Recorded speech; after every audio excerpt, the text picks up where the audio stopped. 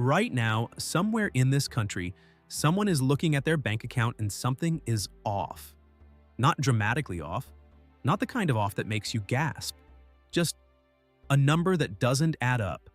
A subscription charge they don't remember signing up for. A small fee from a company name they half recognize.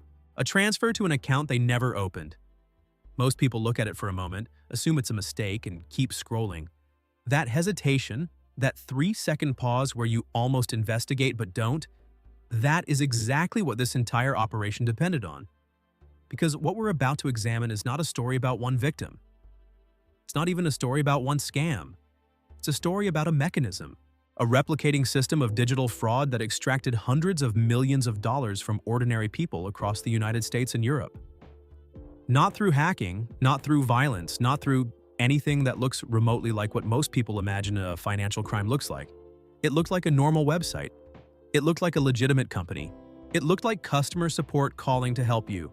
And by the time anyone realized what it actually was, the money had already moved through so many layers that most of it was simply gone. This is Blackfile Investigations, and we don't tell stories, we dismantle mechanisms. Let's start with a name. We'll call her Sandra. Sandra is 43 years old. She works in human resources for a mid-sized logistics company in Atlanta. She pays her bills on time. She uses two-factor authentication on her email because she read somewhere that she should. She is not naive. She is not careless. She is not someone you would describe as an easy target. She is, by every reasonable measure, exactly the kind of person who wouldn't fall for a scam. On a Tuesday morning in October, Sandra received an email notification from what appeared to be her bank. The subject line said, "Action required. Unusual activity detected on your account." She'd seen emails like this before. She'd even ignored a few, assuming they were spam. But this one was different. The logo was right, the font was right, the sender address looked right. Almost. The language was cautious and professional, not frantic or threatening. It told her that a $340 transaction had been flagged on her debit card and asked her to review it through the secure portal. She clicked the link. Now, before we go further, I want you to sit with that moment. Because that click is not the story of someone making a foolish decision. That click is the story of someone doing exactly what their bank has trained them to do for years. Banks send emails like this. They flag suspicious transactions. They ask you to log in and verify. That is standard procedure, and Sandra knew it. She wasn't clicking out of fear or carelessness. She was clicking because, from every observable angle, this looked completely, entirely normal. And that is precisely the point. Because the people who built this system didn't need her to be reckless, they needed her to be reasonable. They designed the entire thing to be defeated by reasonableness. Let's also talk about David. David is 51. He's a retired electrician from Columbus, Ohio. He started using online banking 5 years ago, mostly because his daughter convinced him to. He's comfortable with the basics. Check a balance, pay a bill, move money between accounts. He's not what you'd call a digital native, but he's far from helpless. In the same month Sandra received her email, David got a phone call. The caller ID showed the name of his bank. Not a strange number, not an overseas prefix. His bank, the name, right there on the screen. The voice on the other end was calm, articulate, and professional. The man introduced himself as a fraud specialist from the bank's security department. He told David that someone had attempted to access his account from a device in another state. He told David he needed to verify his identity quickly so they could lock the account before any further damage was done. He asked David for the last 4 digits of his social security number, his date of birth, and a one-time verification code that had just been sent to David's phone. David gave him all 3. He had no reason not to. The call sounded legitimate. The urgency was real but not hysterical. The man on the phone was helpful, reassuring, knowledgeable. He used the right terminology. He knew David's first name, his approximate account balance range, even the name of the branch where David had opened his account. Within 11 minutes of that phone call ending, $12,000 had been transferred out of David's savings account to a series of intermediary accounts that investigators would later trace across 4 states before losing the trail entirely. David didn't find out until the following morning. Now here is what connects Sandra and David to tens of thousands of other people who were targeted during the same 18-month window. It wasn't the same email, it wasn't the same phone call, it wasn't even the same scam in any conventional sense. What connected them was the infrastructure behind it. The same system that generated Sandra's perfectly cloned bank email was also powering phishing pages for 11 other financial institutions. The same voice spoofing technology that put David's bank name on his caller ID was operating across dozens of phone numbers, rotated weekly to avoid detection. This wasn't a group of individual criminals running individual schemes. This was a platform, an organized, layered, commercially structured fraud operation that functioned internally more like a mid-sized software company than a criminal enterprise. It had departments, it had scripts, it had quality control, it had an onboarding process for new recruits, it had customer acquisition costs, conversion rate targets, and what insiders reportedly called a pipeline, meaning a live database of targets at various stages of exploitation, tracked the same way a legitimate sales team tracks leads, and it had one core insight that made everything else possible. Modern fraud doesn't begin with force, it begins with familiarity. To understand how this operation was built, we need to go back to where it started, which was not, as you might assume, in some darkened server room overseas. It started in a failure of trust that was already widespread long before this specific group exploited it. By 2019, Americans were receiving an estimated 48 billion robocalls per year. 48 billion. Scam emails had become so common that major email providers were filtering millions of them per day. Consumers had been warned, trained, and briefed so many times about phishing, fraud, and identity theft that the average person had developed a kind of cognitive callus around the whole subject. And that callus, that layer of desensitization, was exactly what sophisticated fraudsters were counting on.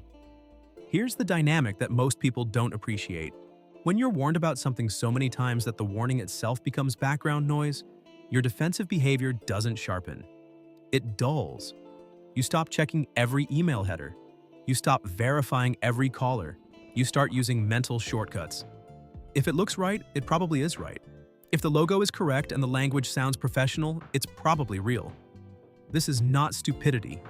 This is how the human brain manages information overload. It's adaptive, efficient, and deeply, systematically exploitable. The architects of this operation understood this at a structural level. They weren't trying to fool people who were paying close attention. They were engineering a system that would consistently pass the 5-second gut check that most people, even smart, cautious, digitally literate people, rely on when they decide whether something is legitimate. And to pass that gut check, they needed something most fraud operations don't invest in: quality. The phishing infrastructure this group deployed was not the kind you learn to recognize after a couple of security awareness trainings. These weren't emails full of grammatical errors or login pages that slightly misalign the logo or messages with suspicious attachments. These were, in the technical and visual sense of the word, excellent forgeries. The email templates were built from actual HTML source code pulled directly from real bank communications. The same header spacing, the same footer disclaimers, the same font rendering, the same color values, down to the hexadecimal code. When displayed in a mail client, they were visually indistinguishable from genuine bank emails, even under mild scrutiny. The domains were registered to look right at a glance. Not obvious misspellings like bankofamerica.com, subtle variations, extra hyphens, country code extensions that look like legitimate suffixes, subdomain structures designed to make the real domain, the fraudulent one, appear buried in what looks like a trusted address. The landing pages behind those links were not crude copies. They were functional. They had loading animations. They had security certificate indicators. Several of them had working customer support chat widgets.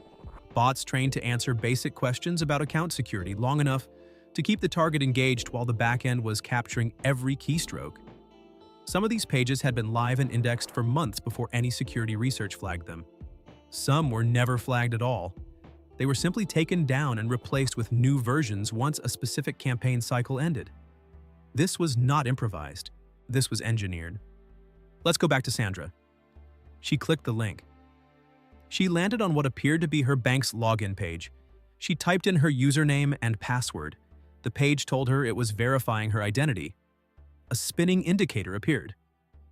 After about 8 seconds, a message said, "For security purposes, we've sent a verification code to your registered mobile number. Please enter it below to continue." She checked her phone. There was a code.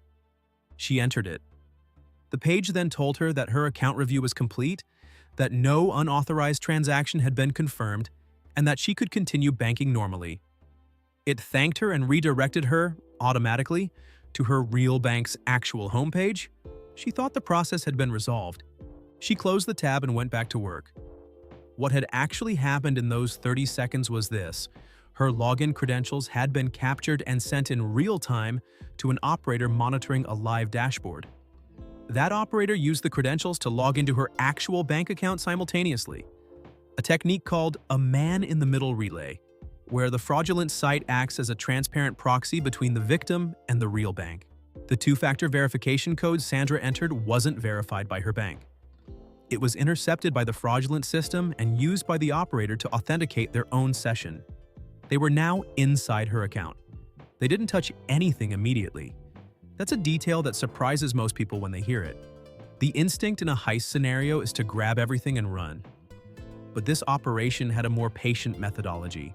Accounts that were freshly compromised were added to what internal communications later described as a warming period, a window of 1 to 3 days during which nothing was changed, no transfers were made, and the account was simply monitored. The purpose of the warming period was twofold. First, it allowed operators to study the account, understand the normal pattern of transactions, identify the highest balances and most accessible funds, and determine which actions would be least likely to trigger the bank's own fraud detection algorithms. Second, it ensured that if Sandra noticed anything unusual immediately after the login, if she called her bank, if she changed her password, the account would not yet have been touched, reducing the likelihood of a wider investigation. They were thinking 3 moves ahead. At this point, it's worth pausing to ask the question that most people ask when they hear about these cases. Why didn't the bank catch it? It's a reasonable question, and the honest answer is uncomfortable. The banks did catch some of it. Some transactions were flagged, some accounts were frozen, some attempted transfers were blocked. The system was not completely blind, but the operation had been specifically architected to exploit the gap between what bank fraud detection systems are designed to catch and what this kind of fraud actually looks like. Most bank security algorithms are trained to detect anomalies. Unusual locations, unusual amounts, unusual merchants, unusual timing. They're good at catching things that look different from a customer's normal behavior. But when a fraudster has spent 1 to 3 days studying your normal behavior, the transfers they make don't look anomalous. They look like you. Small amounts moving to accounts that were themselves created to look like legitimate payees. Transaction times that fall within your normal activity window. Device fingerprints that had been carefully managed to appear consistent. The technical sophistication of the fraud detection evasion was, in some ways, more impressive than the phishing infrastructure itself, because it required not just technical knowledge but behavioral intelligence, an understanding of how individual account holders normally use their money, and that behavioral intelligence was being generated at scale by the monitoring systems on the other side of every compromised login. David's story unfolds slightly differently, but the architecture behind it is the same. The phone call he received, the one that appeared to come from his bank, was made possible by a technology that has been commercially available for years and is, with some exceptions, not illegal to use on its own: caller ID spoofing.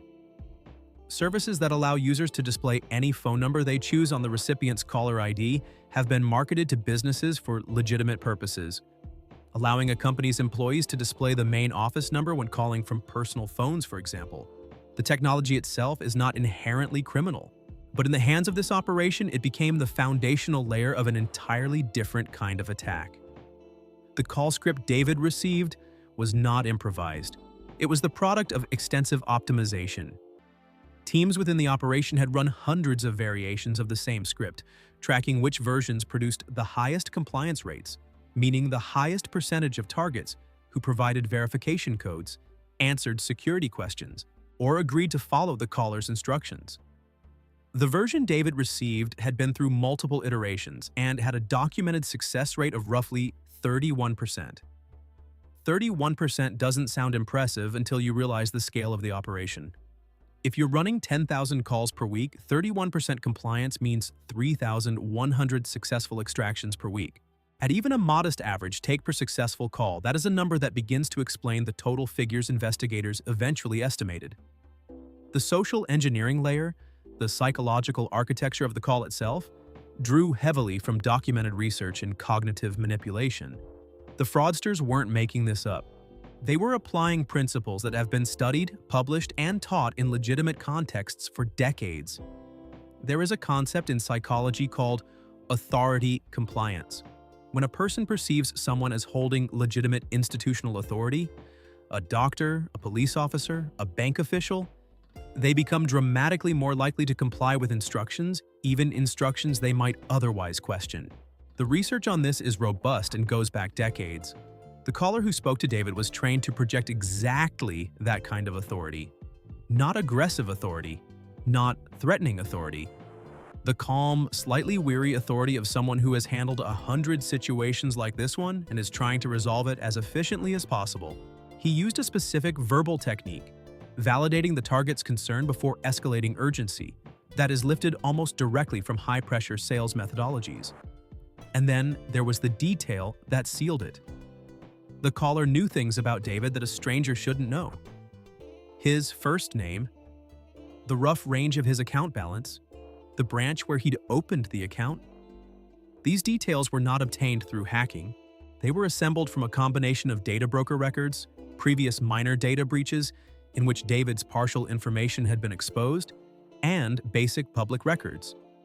The operation had a data acquisition pipeline that compiled dossiers on targets before initiating contact, giving their callers just enough personalized information to seem authentic without revealing they had no actual access to the bank's internal systems. That briefing, that 3 or 4 facts about a target that no random scammer should know, was what overcame the final layer of reasonable skepticism. Because when someone calling from your bank's number also knows your name, knows roughly where you bank, and knows the neighborhood branch you use, the cognitive gap between this being real and this being fake narrows to almost nothing. That is where rational defense fails, not from stupidity, from the weight of accumulated plausible evidence. Now we can begin to talk about the full architecture. Because what we've described so far, the phishing emails, the cloned pages, the spoofed calls, the social engineering scripts, these are the front end of the operation.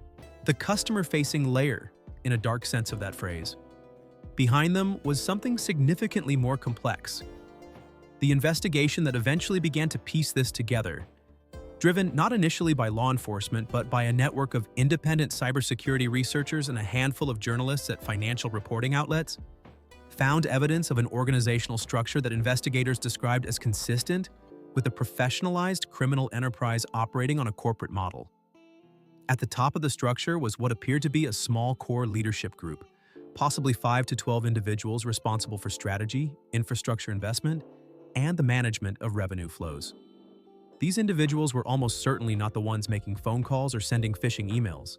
Their role was organizational, the equivalent of a management layer in any structured business.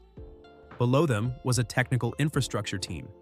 This group was responsible for building and maintaining the phishing domains, the relay systems, the spoofing infrastructure, and the data acquisition pipelines.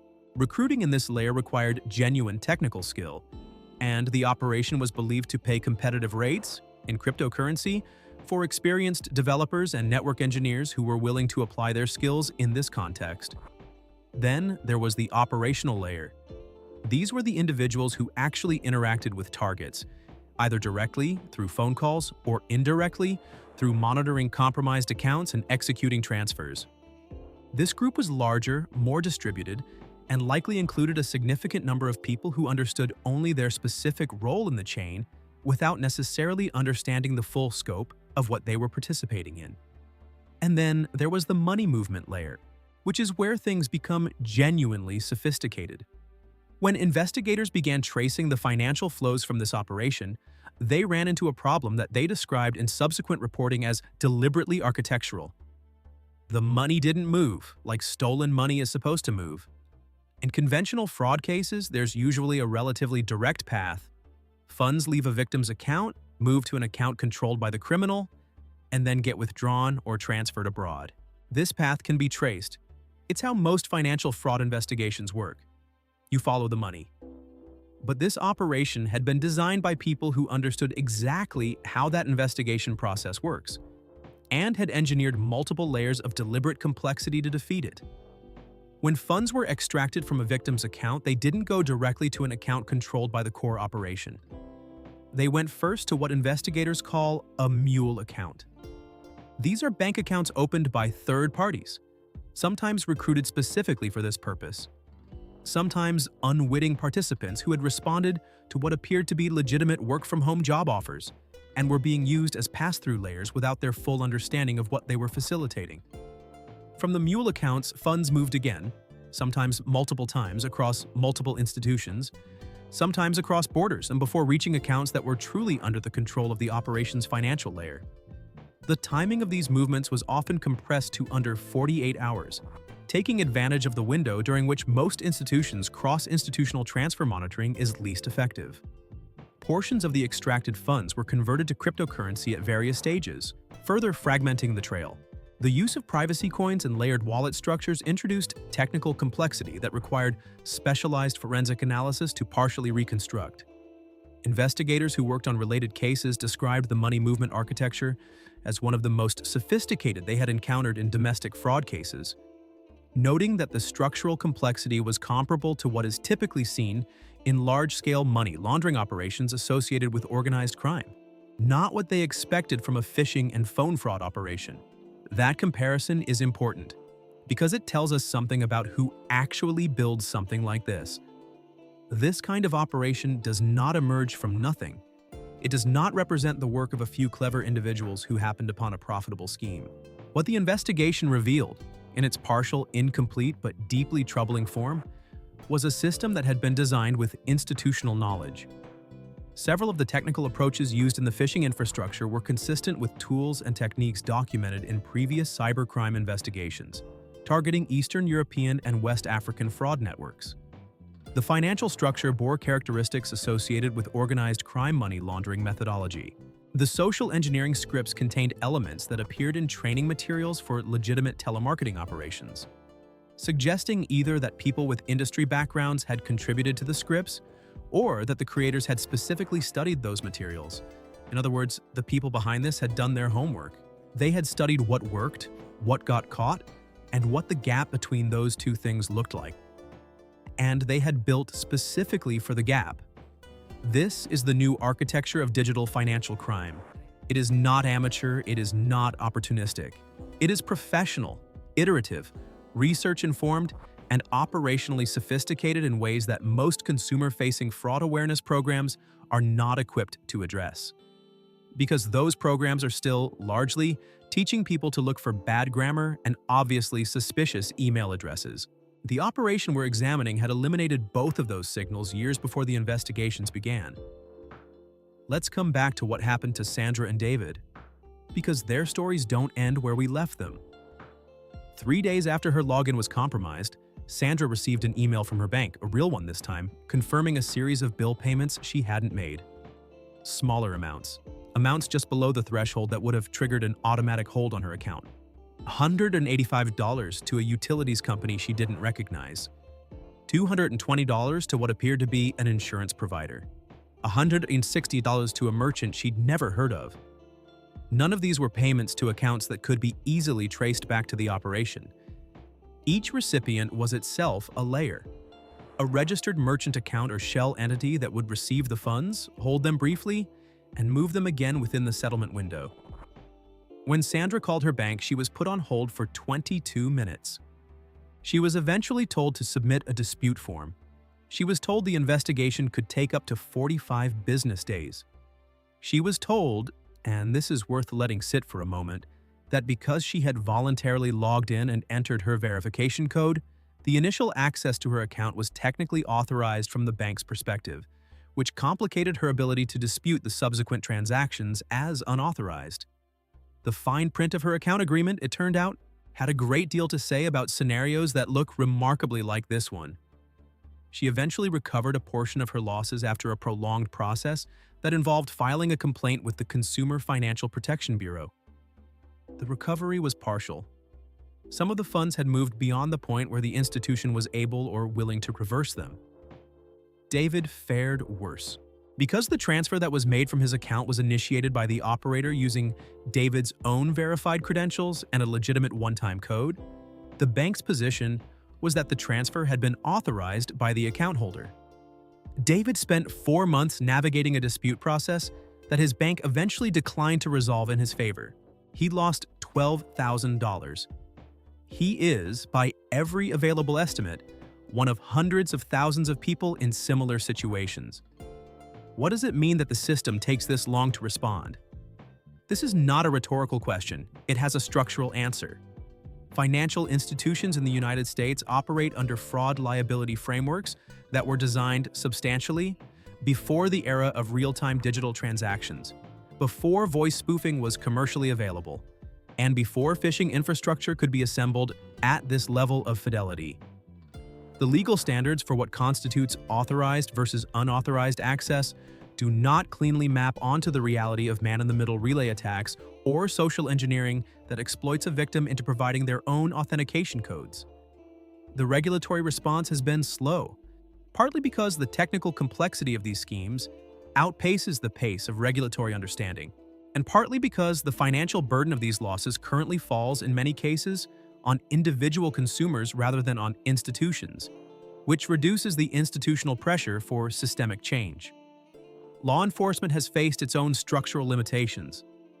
Jurisdiction is complex when operations span multiple countries and use infrastructure distributed across dozens of hosting providers in different legal territories. The technical expertise required to pursue these investigations at scale is not evenly distributed across federal and state agencies. Cases are resource-intensive and, relative to the scale of losses, under-prosecuted. The operation we've been examining ran, by investigators' estimates, for approximately 18 months before it was significantly disrupted. In that time, it is estimated to have extracted somewhere between $200 million and $400 million from victims across the country. The range in that estimate reflects not uncertainty about whether the losses happened, but the difficulty of identifying all the victims, because a significant portion of people who were targeted never connected their losses to a coordinated fraud operation at all. They just assumed they'd made a mistake. And that brings us to the most important thing this case reveals. Not about the criminals, but about the environment they operated in. We live in a digital financial ecosystem that, by its architecture, generates uncertainty. Transactions happen in seconds. Notifications arrive constantly. Alerts look the same whether they're real or fabricated. Legitimate companies communicate with us through the same channels that fraudsters use. The baseline noise level of our financial lives is high enough that small anomalies, the exact kind of anomalies this operation exploited, can disappear into the background. This was not an accident of design. It was, from the operations perspective, a feature. They didn't have to create the confusion. The confusion already existed. They simply learned to use it. And here is what that means practically. The entry point for this kind of fraud is not a dramatic moment of crisis. It is not a scenario you would easily recognize as dangerous. It is a routine Tuesday morning.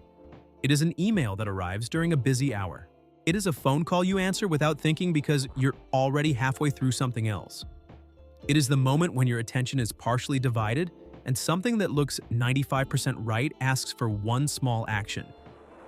That is the window this operation was designed to fit inside. So what does that mean for anyone watching this right now? The answer is not simply be more careful. That framing misidentifies the problem. The people who were targeted were, by most measures, being reasonably careful. The answer is more specific than that. Understand the architecture of the entry point. Every legitimate bank contact, every real fraud alert, every real security notification can be verified through a channel you initiate. Not through a link in an email, not through a number a caller gives you. You hang up. You find the number on the back of your card or on the bank's official website. You call that number yourself. If the alert was real, it will be in your account when you log in through the official app or site. That single behavioral change, never responding to inbound contact, only verifying through outbound contact you initiate, would defeat a substantial portion of what this operation deployed. Second, understand what your bank will never ask you. No legitimate bank representative, under any circumstances for any reason, will ask you to read back a one-time code that was just sent to your phone. That code is a challenge meant to verify your identity to the bank. If someone else asks you for it, they are using your authentication against you. The code being asked for is the proof that something is wrong. Third, the small anomalies matter. Not every anomaly is fraud, and not every small charge is worth spending an hour on. But the charge that seems too small to pursue is precisely the charge this kind of operation bets you'll ignore. A $7.99 subscription you don't recognize isn't necessarily evidence of a larger compromise, but it is worth 5 minutes of investigation. Because the accounts that had small test transactions preceding larger extractions, in hindsight, gave victims a window they didn't know they had. Fourth, understand that recovery is not guaranteed and is often partial. The emotional aftermath of financial fraud includes a specific, underreported dimension. The process of attempting to recover your own money is itself exhausting, confusing, and often unsuccessful. Knowing this in advance doesn't prevent fraud, but it does matter for the decisions you make about documentation. Keeping records of every notification, every communication, every anomaly, from the moment you notice something is wrong. The operation behind what investigators called Clearwater was eventually disrupted, partially. Several individuals across multiple jurisdictions were identified, charged, and in some cases prosecuted. Infrastructure was seized. Some of the technical backbone was taken offline. But partially disrupted is the honest description. The core leadership of the operation has never been fully identified. Some of the financial layers have not been fully traced. The total number of victims is not known. And the methodology, the phishing infrastructure, the social engineering scripts, the caller ID spoofing, the money movement architecture, none of that disappeared when the operation was disrupted. The knowledge exists, the tools are available. The gap in the regulatory framework that made it possible has not been closed. Investigators who worked on adjacent cases have noted, with a particular kind of professional exhaustion, that within months of the Clearwater disruption, they were seeing evidence of operations using similar methodology, not necessarily the same people, but the same architecture. The mechanism, in other words, is not a historical artifact. It is a template. Because here is the truth that sits at the center of this entire case, and the truth that sits at the center of the broader landscape it represents. The most dangerous scam you will ever encounter will not announce itself as dangerous. It will not arrive with red flags you were trained to recognize. It will arrive looking like something you've seen before, something routine, something slightly urgent, something that takes 60 seconds to handle. And it will be designed specifically and deliberately by people who understand your decision-making process better than most people you interact with, and who have optimized a system to exploit the exact moment when your defenses are at their most reasonable, not their most careless. Sandra didn't fail. David didn't fail. They encountered a system built specifically to pass the tests that intelligent, cautious people apply to their daily lives. Understanding that is not just relevant to this case. It is the most important context for every interaction you have with your own financial life going forward. Most people who watch a video about fraud assume it won't happen to them. That assumption, statistically speaking, is the last thing protecting this kind of operation. And that's exactly why it keeps working. This has been Blackfile Investigations. We'll see you next time.